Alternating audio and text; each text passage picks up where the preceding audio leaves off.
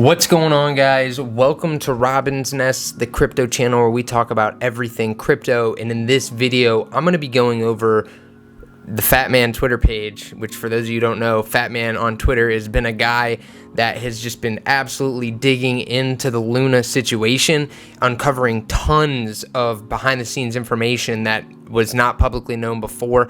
I'm 99% sure they are a bigwig in the crypto space. I don't know exactly who it is, but the account is pretty anonymous. It was started in May of this year, so very recently. And again, I think it's a big name that didn't want to do all this on their main account and take the heat from some people, so they started a new account. And so with that, like I said, they've uncovered tons and tons of information about the Luna situation, one of which is that Luna was possibly laundering money through Kernel Labs, or was. This is confirmed by Korean tax officials, and Terra and FatMan was talking about this on his Twitter, and he actually suspected this before Korean officials even announced that it was being used to launder money, which is just crazy. It seems like every day we uncover some new crazy information about what Luna was doing behind the scenes.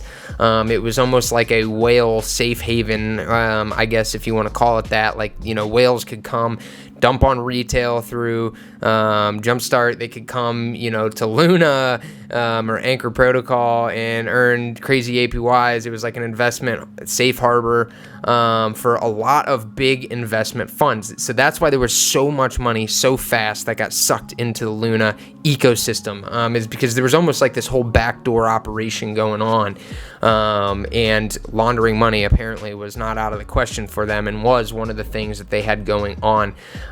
So I'm going to pull up the tweet that FatMan put out. So he says, update, Korean tax officials have released a statement confirming my initial deduction that Kernel Labs is being used for laundering/evasion. They disclosed that they fined TFL for tax evasion last year due to suspicious transactions with Kernel Labs. So we all know Luna blew up, you know, about the end of the year last year, or was halfway through the year last year, but it's been around for a long time. So the whole Luna Terra ecosystem has been in the works for, I think it's like 3 or 4 years now. So they've had like a lot of time to develop this whole behind the scenes situation. And most of us only see the surface level of Luna, right? We only think of the Luna token, UST, maybe some other things, you know, the ecosystem, but we don't really get to see the behind the scenes. And as Warren Buffett says famously, you find out who's swimming naked when the tide goes out. And right now it seems like the tide is going out on all these teams that were involved with Luna. Even Binance had some backdoor deals that, you know, FatMan talks about in his tweets. And it's just crazy how much shady stuff was going on, and that is getting uncovered now. And you always kind of have this in the bear markets. So when the bear market comes around, obviously the capital starts to dwindle. And so teams might resort to shady stuff, or things emerge that were going on that we couldn't see before in a bull market that are now visible. But when you have a project this big that just collapses, you really get to see some of this stuff, and that is what this account on Twitter is disclosing and bringing to the light, which is really kind of sad but great to see, I guess. It's definitely not good, because, you know, the people who are anti-crypto are going to use this kind of stuff as ammunition, and that's the last thing that we want, is more ammunition to give them. But it's also good because it's transparency, right? We get to see the inner workings, and hopefully the teams that were behaving poorly or maliciously will get reprimanded, I guess, for it. And this is part of why I think some regulation is good.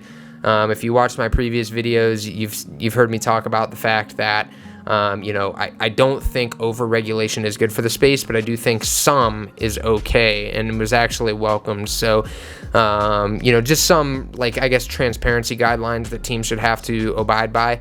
I think where the danger comes in is when politicians start making policy around something they don't understand. That's the worry, I think, for me and for most people around crypto regulation, is that it's not necessarily that regulation is bad, it's just that the regulation doesn't necessarily fit well with what the technology actually is, because the politicians don't understand. So anyways, that's another point for another time. But something else was on FatMan's Twitter page that was just kind of crazy to me. So he got behind the scenes and somehow into a private Luna group, which again is a reason why I think that FatMan is an insider of sorts. That again, we don't know who he is, but he's getting into really high level conversations. And this is one from a Terra chat room, a private closed Terra chat room between lots of Luna whales. And this is the message that Do Kwon sent. And this is pretty interesting because I really think it gives you an idea of where his head is at. And kind of goes with the warnings that we talked about in the last video when we first talked about FatMan and why Terra Luna 2.0 can't really succeed. So Do Kwon puts in the chat room, I think any reasonable distribution is fine, to be honest. The most important thing is to get something launched. It almost doesn't matter how one designs it. We lose community every day we delay. So yes, while I see his point here, he doesn't want to lose community members. This is not the mindset you want to see a dev in, right? He's talking about just shoving a product out there, any product, even if it's just a copycat of the last Luna, which collapsed, just shove it out there so we can get something to the community. It doesn't matter if it's good or bad. We just need to try to get it out there as quick as we can, which never results in a good thing. Never, because you want this to be thought out, right? You're talking about inviting that money back in the door. So if you release a product that is bad, and is just as dangerous as the one that happened, the one before it, now you're talking about people losing even more money. So being careful with this and not rushing is a huge deal. I would rather see him talk about delaying things just so that they can make sure that it's all done correctly, rather than just trying to shove something out the door. So again, this concerns me. And again, it just goes back to my initial conversation where I was talking about how, this is just not a mindset you want devs to be in. And when devs are worried about money, when devs are worried about the community and that sort of thing, they can't bring you value, right? Throwing some slop on a plate and handing it to the community is not bringing you value. That is just trying to save face. And nothing good ever comes of that, especially in the crypto space where we're talking about highly volatile assets with lots of open backdoors and issues that can arise. When you're not careful with this kind of stuff and thinking it through thoroughly, you really put everyone's money at risk. And I think that is what Do Kwon and the rest of the Terra team is doing here. This is why you've seen so many people leave the Luna team, and why they've had to try to scramble to bring people back aboard and to get help. Basically. So, and then to top it all off, Mirror Protocol suffers from an exploit themselves. Millions of dollars were just funneled out of the project. They're still looking into more on that, but it's basically looking like Mirror is going to fall apart and collapse as well. So this is, again, just sort of icing on the cake of everything. So anyways, guys, I wanted to put this video out there. I thought the whole money laundering situation was just mind-boggling. It really is like we're uncovering a whole big whale operation of sorts that is just insane. And that Do Kwon, again, is just, he talks about maybe being concerned about the community, but it's really not about the community. It's almost being concerned about their exit liquidity, right? Like getting the whales out of their positions. The only way you can unwind those types of positions is if you dump them on retail. And so you need retail to be present. So if that's your goal, then you want to throw something out the door as quick as you can so that retail comes back so you can dump on them essentially. And I think that is what is happening here.